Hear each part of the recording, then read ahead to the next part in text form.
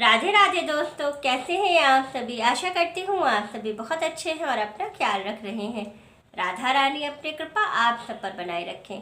दोस्तों, आज हम बात करने वाले हैं मार्गशीर्ष माह में महालक्ष्मी के व्रत और पूजा की कि गुरुवार के दिन हमें महालक्ष्मी का व्रत कैसे करना चाहिए और कैसे हमें उनकी पूजा करनी चाहिए।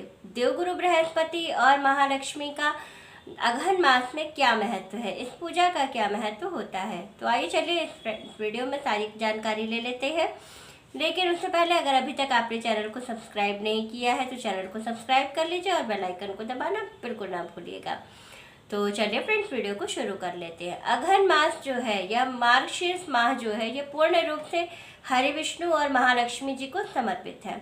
इस मास में सभी शुभ कार्य शुरू हो जाते हैं, इसलिए जो है देवगुरु बृहस्पति और महालक्ष्मी का आवाहन करके ही कोई भी शुभ कार्य किया जाता है। अब बात कर लेते हैं गुरुवार के दिन महालक्ष्मी के व्रत और पूजा की।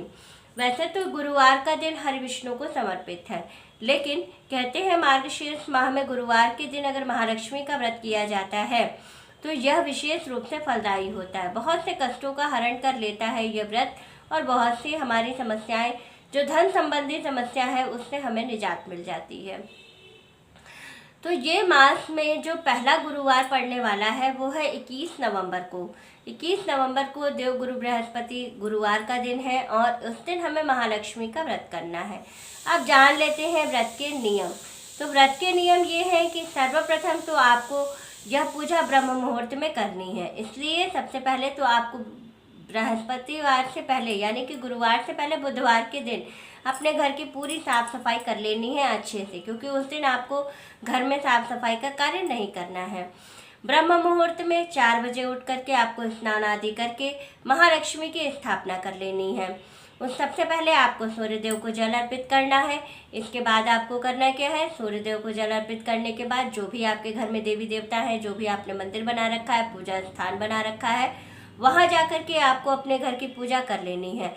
फिर वहीं पर कहीं थोड़ा सा स्थान बना करके महालक्ष्मी की स्थापना कर लेनी है। महालक्ष्मी की स्थापना आपको कैसे करनी है, या तो महालक्ष्मी की किसी धातु की मूर्ति आपके घर में हो, या तो आप जो है कलश को जो है महालक्ष्मी का स्वरूप दे करके उनकी स्थापना कर लीजिए। ये स्थापना आपको जो आपके मार्गशीर्ष मास में जितने गुरुवार पड़ेंगे इन सब में पूजा करने के बाद ही इनका विसर्जन करना है, इसके पहले आपको विसर्जन नहीं करना है। एक बार आप पहले दिन 21 नवंबर के दिन आप स्थापना कर लेंगे, फिर आपका आखिरी जो पड़ रहा है मार्गशीर्ष माह का गुरुवार, उस दिन आपको पूजा करने के बाद उसके दूसरे दिन यानी कि शुक्रवार को, पौष मास के शुक्रवार को आपको इसका विसर्जन करना होगा। अब हम लोग बात कर लेते हैं कि हमें पूजा कैसे करनी है। इसमें आपको ऋतुफल और बाकी जो है मीठा इत्यादि रख करके आपको पीला माला से महालक्ष्मी की पूजा करनी है। जैसे आप वैभव लक्ष्मी की पूजा करते हैं उसी तरह से आपको महालक्ष्मी की पूजा करनी है। पूजा के बाद आपको करना क्या है, पूरे दिन आपको व्रत रखना है। नमक का इसमें सेवन नहीं करना होता है, बिना नमक का ये व्रत रखा जाता है। और इसको करने के बाद आपको जो है जो चौथा वाला आखिरी वाला गुरुवार आपका पड़ेगा उस दिन आपको व्रत रखना है पूरे दिन, और आखिरी वाले दिन आपको उद्यापन करना होता है। इसमें 7 कन्याएं ली जाती हैं। कन्याओं को 16 श्रृंगार से संबंधित सामान दान किया जाता है। अगर 16 श्रृंगार का सामान नहीं ले सकते हैं तो 5, 7 की गिनती में भी आप कुछ भी 5 चीज़ें या 7 चीज़ें कन्याओं को दे सकते हैं। इस दिन खीर का भोग बनाना चाहिए शाम के समय और महालक्ष्मी को भोग लगा करके इसी से अपने व्रत का पारण करना चाहिए। तो इस तरह से करना है आपको प्रत्येक गुरुवार को ये महालक्ष्मी का व्रत। वीडियो अच्छी लगे तो लाइक शेयर सब्सक्राइब ज़रूर कीजिएगा। राधे राधे दोस्तों।